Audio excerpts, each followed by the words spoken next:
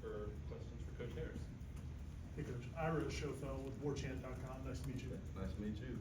Good, man. Obviously, you've been close to, probably Florida State, and a lot of Florida State alumni and things like that.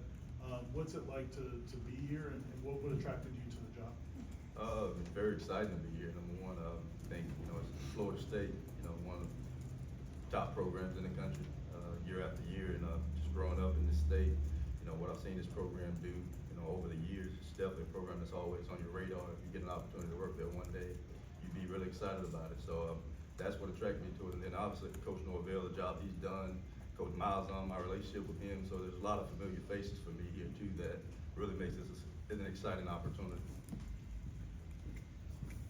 Come up front here to Chris.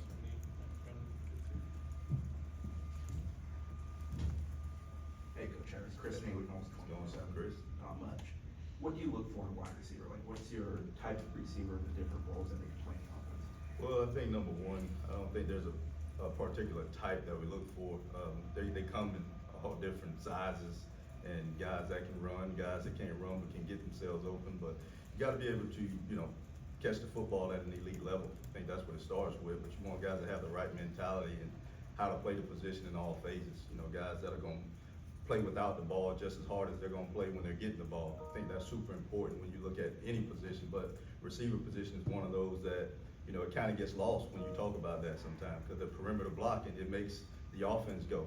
We're going to be able to run the football here, and we want our receivers to be just as dominant on the perimeter as blockers as they are in getting open and catching passes. So, we look for guys that, you want size a lot of time, but if guys don't have size, they may have elite speed. So we'll have a good mixture of those guys in our receiver group, and but the mentality is going to be we're going to play without the ball just as hard as we do with the ball, and that's what you'll see from our receivers week to week. Brendan?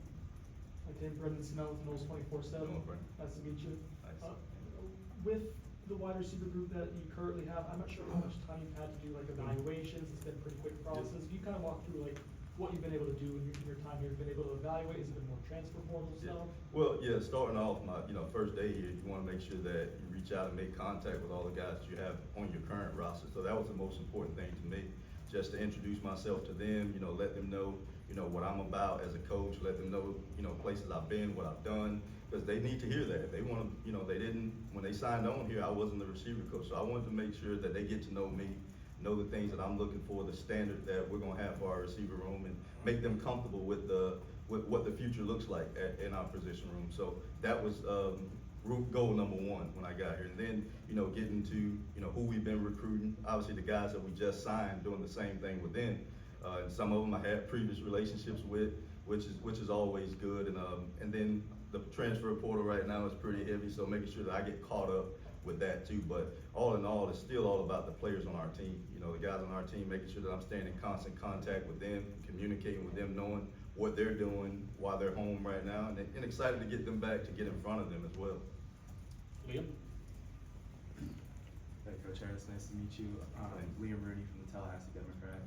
Can you just talk about your relationship with Coach Mills on kind of the journey you've been on and the work you've done with him, and leading up to this moment here at Florida State? Yeah, no, our relationship goes way back, and we started a friendship when I was a high school coach back at Miami Booker T. Washington, and then Gus coming in when he was at Auburn recruiting my players.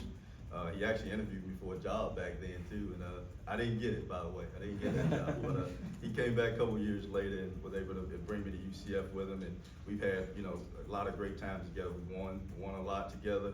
I've learned a lot from him. He's probably learned some things from me too, but as you can see, having the opportunity to come here just shows the level of respect and what he knows he's going to get out of me, as an assistant as well. So. I'm excited to be here to work with him again, to continue, even also Coach Hand too. So when you have guys that you've worked with before, you've been in the fire with, man, it's always exciting to kind of keep those things going while learning from guys that I haven't had the opportunity to work with yet as well. Peter? Hey Coach, how's it going? Hey, what's up, man? Long time no see, Coach. I know.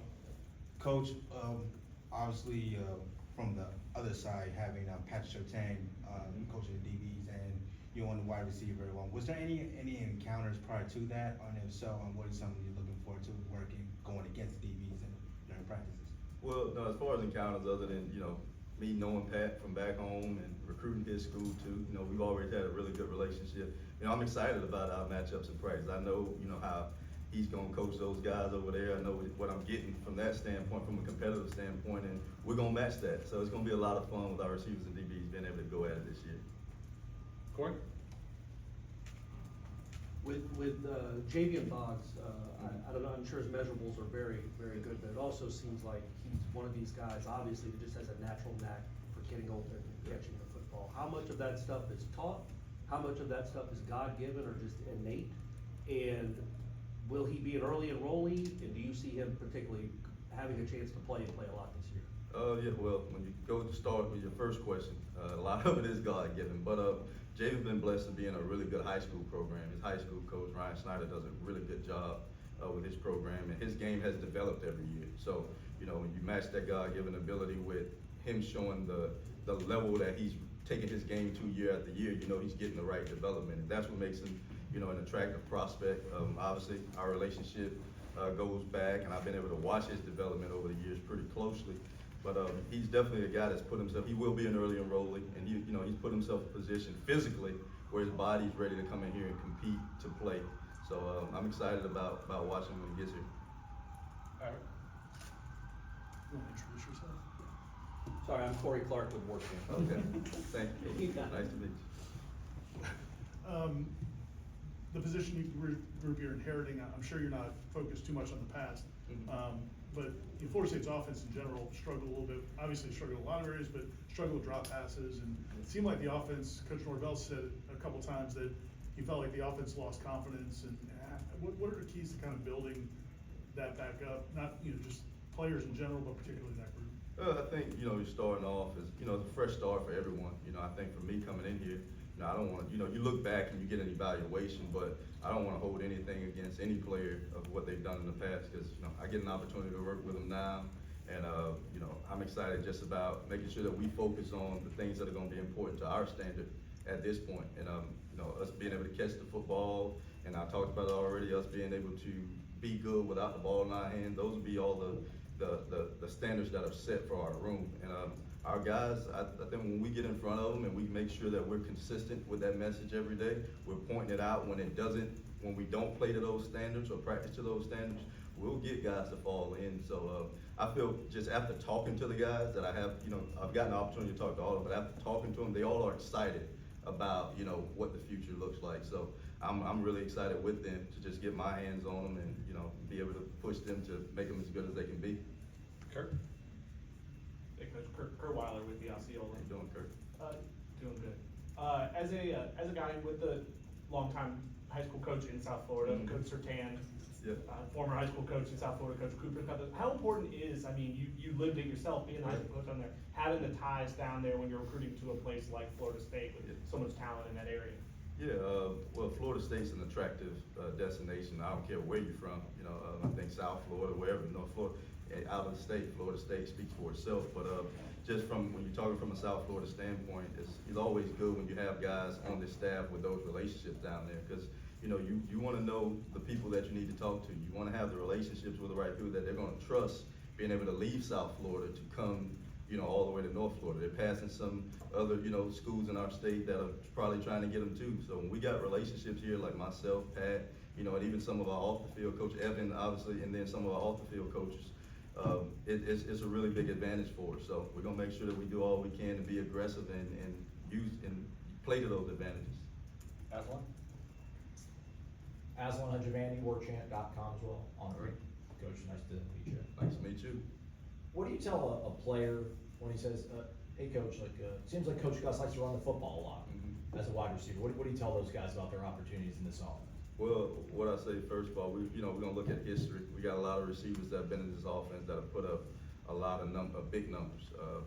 2 years ago at our last place, you know, moving to a new conference, we had the #1 receiver in that conference and the #5 receiver in that conference, with a successful running back too. So this offense has shown that, you know, you can do it all, and when it's at its best, we are able to pass the football. So we'll put things in front of them and show them tape, because, you know, you're right, people may say those kind of things, but and all the time as a receiver, being honest, what I tell them is, it's not a bad thing that you can run the football at a very high level. When you run the football at a very high level, you get a lot of one-on-one matchups, and as a receiver, that's what we want most of the time. When people gotta play us one-on-one because they gotta put extra hats in the box, hey, I love that. So, you know, we sell that too. We can run it with the best of them. It's gonna open up, you're gonna have you a one-on-one opportunity that you should win most of the time, so. Chris, here in the front.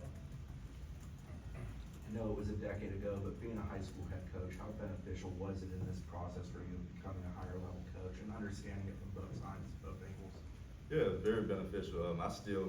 First of all, I still consider myself that, to be honest. Obviously those were my roots. I was born into high school coaching, so that was what I spent most of my life around that. And just understanding why I got into the profession, that's why I think it keeps me grounded. You know, getting into coaching, it was all about helping develop young people, you know, in a lot of ways on the field and off the field. And when you get to this level, a lot of times, especially how the game is changing, your mind can start getting all over the place and you're thinking of it differently. But having that background, being grounded, you know, starting at that level and understanding the work that goes into why you're doing what you're doing, that's helped me, you know, every single day now.